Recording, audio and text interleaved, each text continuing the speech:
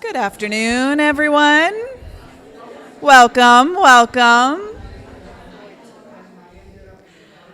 Thank you all for being here today. My name is Miranda Ashleen. I'm head of education and engagement here at the Cape Ann Museum. And it is my pleasure to kick off a new series of programs tied to our exhibition upstairs, Women Artists from 1870 to 1970, with our event today. It is also at the same time at Cam Green. We have another women artist on display with First People's Portraits of Dawnland. And alongside that is a contemporary art we too created and on display at the Green. So lots of things to see here at the museum this summer. Before I introduce our speaker for today, I wanted to share a couple of other programs tied to those events. I also am going to very unprofessionally grab our audio to turn it down because I think you guys can hear it glitching. We have some extra tech here today.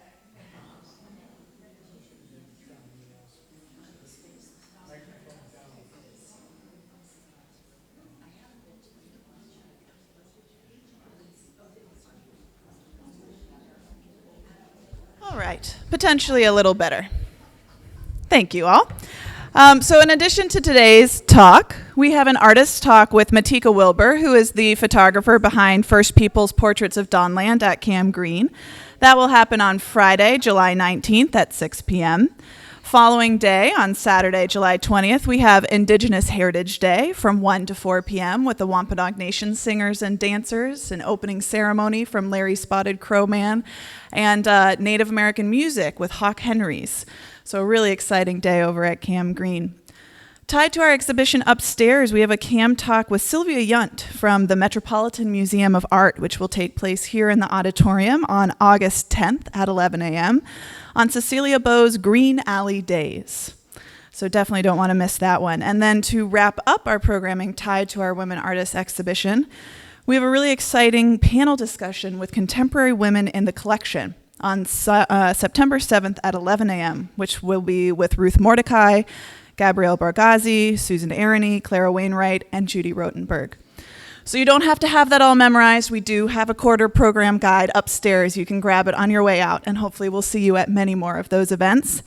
And of course today, once we've watched these wonderful videos and hear from Heather, I invite you all to go right upstairs for our members' opening reception of women artists from 1870 to 1970. And across the way is the contemporary women artists from the collection. So the whole third floor has really been turned over in the past month or so, and it's an exciting time to see some artwork that hasn't been out in a little while. Without further ado, I want to turn to Heather. Heather is the author of In Cod We Trust, the celebrated cuisine of coastal Massachusetts.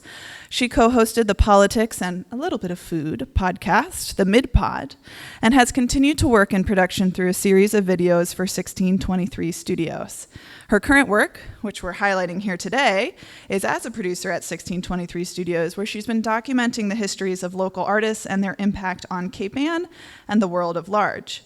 These videos are part of a series called The Color of Light, and we couldn't think of a better way to kick off our celebration of the women artists of Cape Ann than the women of The Color of Light. So I'll turn it over to Heather, and she'll introduce the video, we'll play it through, and then we'll invite you to stay for a question and answer at the end. But for now, I hope you'll join me in welcoming Heather.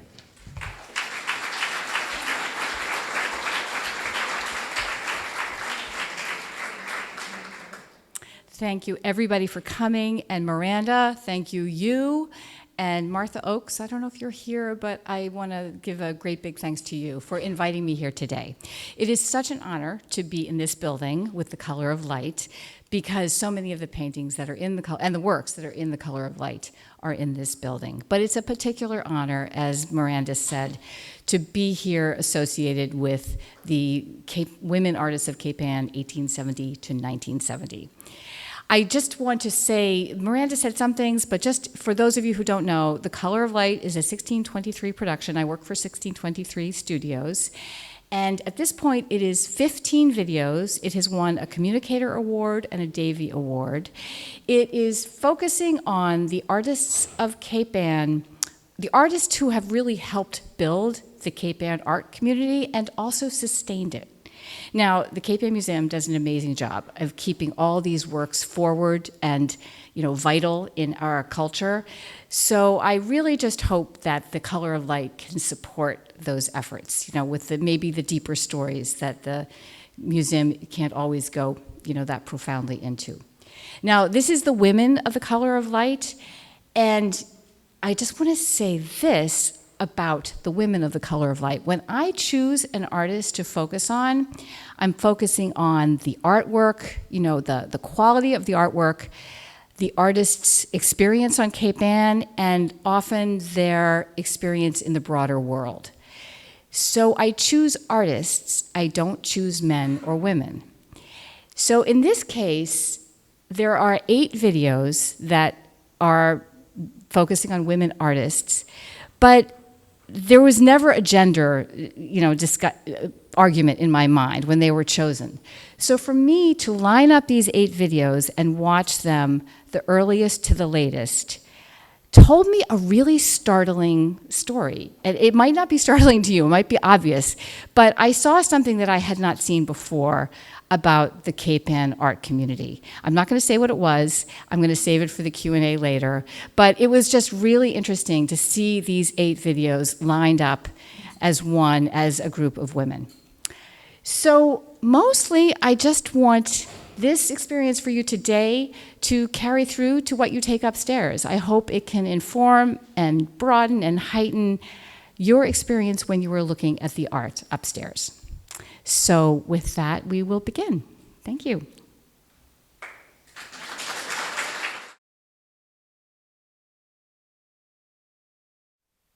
Oh. So I'm so sorry about that first video. We had some issues yesterday, and I thought they were repaired, and I should have warned you that it would be fun. It may not work that well. So I apologize for starting out that way. But does anybody have any thoughts about like a broader theme that they saw from these women all together? We do have a second mic if anyone wants to raise their hand. I can tell you what I thought. Yeah. So what I was really struck by was, and again, it may be a selection bias, but the facility with which women artists could be professionals on Cape Ann, in this Cape Ann community. They were accepted. I was talking earlier about the fact, I had read Charles Olson's letters to Mary Shore. And in those letters, it is just amazing to hear both their voices, both of them as absolute equals, and respect coming from both sides. And I just saw that, starting with the video you couldn't hear very well, the New England Ladies, a painting by Teresa Bernstein, the ease with which women worked here as artists. And, again, gender did not seem to be an issue. The other thing I noticed or took note of was women as artists feeling the liberty to experiment. Mary Shore, at that point, modernism and conceptualism was sort of very active as part of the artistic dialogue. But she was doing some very experimental things. But again, Emma Fordyce McCrae, she could have been a Cecilia Beau. She was from that environment, she was from that class, and she could have been out on Eastern Point doing portraits, but she chose that other style, that flattened, almost a Renaissance look, and clearly influenced by Arthur Wesley Dow. So again, she did not feel pressure to be a traditional Boston artist. So that was another point that I took away from seeing these all together. And then a third one is, it may not be so evident from these videos, but the way that women artists nourished others on Cape Ann. Now, what you couldn't hear in the first video was the fact that Ellen Day Hale and Gabrielle Clemens, actually it's not in the video, so you didn't miss it, but Ellen Day Hale and Gabrielle Clemens, who worked in Folly Cove, they had both studied at the Pennsylvania Academy of Fine Arts, and they were the ones who invited Charles Grafley up here he was a younger teacher at the academy at that point, and they said, Folly Cove is a wonderful place, you should come up here and paint. They invited Teresa Bernstein and William Meyerowitz to Folly Cove, and they taught them printmaking. And they were really encouraging of other people in the arts community, and they nourished them. Also, Barbara Swan went to the museum school with Ellsworth Kelly and Ralph Coburn. I don't know if anyone knows Ralph Coburn. I did a video on him also. So they were her art buddies, and she brought them up here. So Ellsworth Kelly was up here painting too. And it was, Barbara was kind of leading her friends to Cape Ann. And I had another example. Mary Shore. She took care of everyone. She took care of Helen Stein, and she took care of Nell Blaine. So there is that piece too. So those were really, but the biggest takeaway the revelation I felt from seeing these all together was the ability for women to work professionally on Cape Ann. So, yes, Susan. I felt the same way, and I felt it before as well, just from looking at the art history here. And I was thinking that one of the things that happened here in the 1870s in Magnolia was that William Morris Hunt came up here and started to have women students. The first, right? He was the first to do it. Yeah, both at the museum school and on Cape Ann. But on Cape Ann, it was his school that Ellen Day Hale, for instance, came up to. Right. And after he died, which was not that long after he came here, I think he died in 1877, 17 of his students went to Amsterdam to paint apple blossoms. Right. So they sort of got to know a different part of Gloucester, and Ellen Day Hale was among them. And then, of course, you covered what happened after that. But her influence, I think, was huge. Right. Just huge, and she brought so many artists from Gloucester. Right. And was so open. And then when her sister came up, and Philip Leslie Hale, it just kind of spread. Right. But it was her introduction from William Morris Hunt to Cape Ann that was her connection here. Started this thing. Right. And, photographers too. It's really kind of amazing. Photographers, is that what you're saying? Well, photographers like Martha Hale Harvey and Alice Custis were doing really significant work here. And it was when pictorialism was the style, so that's like the 1880s to 1920s. So, it wasn't just Huntington was here.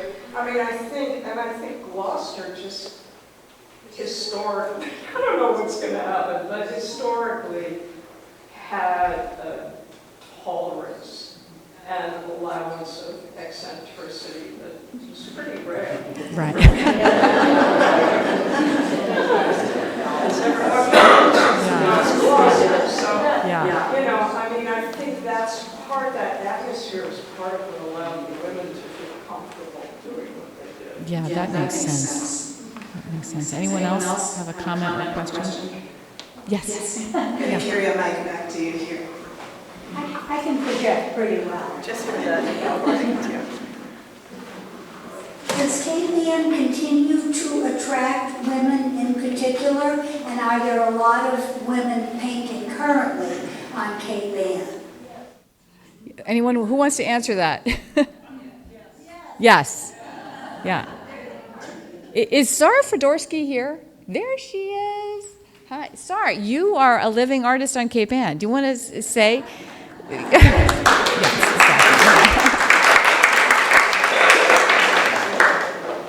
And the question? So do women continue to come to Cape Ann to work, and how's that going? I don't think specifically that people would come to Gloucester, that might be that support system. And I know that you would ask me in advance, if being a female artist had, impacted how I work here. I don't think so for my work specifically. I think mostly it's, I just do work here, don't think about anything like that. It's mostly when I go over the bridge and trying to navigate, the commercial world or trying to get the work out there that maybe being a female artist would affect. But it doesn't, for me, affect how I work or why I go any place specifically. And it doesn't make it harder or easier, not that it would easier, on Cape Ann. You just work. I know, right. Yeah, right. Yeah. Right. And my mother was a painter here, and she had some of her mentors were Bentley Schlemm, some really well-known painters that taught many famous artists. So I don't know, I never really thought about it that way. Well, I think it's interesting, actually, Sarah, that your mother came to Rockport. She was struggling in New York as a painter, and she didn't necessarily, well, she must have found something compatible to living as a woman and working as an artist in Rockport. Do you think? I'm not sure, I don't know. Well, there was an arts community here. Right, exactly, Yeah. yeah. Thank you for the video. I think of Vanessa Mulhollick, whose work I really love, and she's a woman working really. She's a really productive artist, painter on Cape Ann, young. So, anyone else? Yes, Christine. And Susan, yes. What am I saying? Yeah. Susan, whose work is represented upstairs, a really beautiful piece. Yeah. And I love the reference to the road, by the way, by Cormac McCarthy. Yeah. I think Cape Ann is actually swarming with women artists. I mean, not necessarily ones that came up here. Yeah. But it's kind of swarming with them. Certainly Gloucester is, and with us. And, I think that there's a lot. It's historically been a group of artists, and I'm one of them. Am I wrong? It's not about Gloucester, most of it. It's about many other things that have nothing specifically to do with Gloucester, but have to do with bigger questions about life and the world. But this is a great place to work, I find. I don't know if Sarah finds it like that, but I mean, her beautiful work sure seems like she works hard. Yeah. And, Marston Hartley is it was in the video where he showed up, did not hang out with other Gloucester artists. No. Not at all. No, just Helen. A lot of the avant-garde artists, didn't either. They were not part of the sort of indigenous or, the art community of people that were year-round. Right. So I really do think that there's an atmosphere that makes this a good place to work, whether you care about the community or not. Mm-hmm. Anyone else? Question? Yes, Zara. Quick question, how many videos or biopics have you made altogether? 15. Yeah. Are you going to continue? I'm sorry? Are there plans for more? I think there are. Yeah, I just finished one on Frank Duveneck, the painter Frank Duveneck, and I think so. I'm planning on picking things up in the fall, but we might see where if the color of light can go in other directions. I'm not quite sure yet. So, but thank you. Yes. Is there a way in which we or others can see? Yes, I meant to say that earlier. You can watch all of these videos with really clear audio on YouTube. If you go to the 1623 site and then search Google of Light, sorry, Google of Light, Color of Light. So 1623 Studios and or the Color of Light. I think if you just do the Color of Light, you'll get a whole bunch of things about photography. So add 1623 Studios to that. The link is on their weekly newsletter all the time, so all you do is subscribe to the 1623 newsletter, click on Color of Light, and there you are. You would know that. Thank you so much. Excellent. Well, maybe we'll encourage other folks to come up and talk to Heather directly and/or to converse together upstairs during our opening of the Women Artists Exhibition. So thank you to Heather for your wonderful work and to 1623.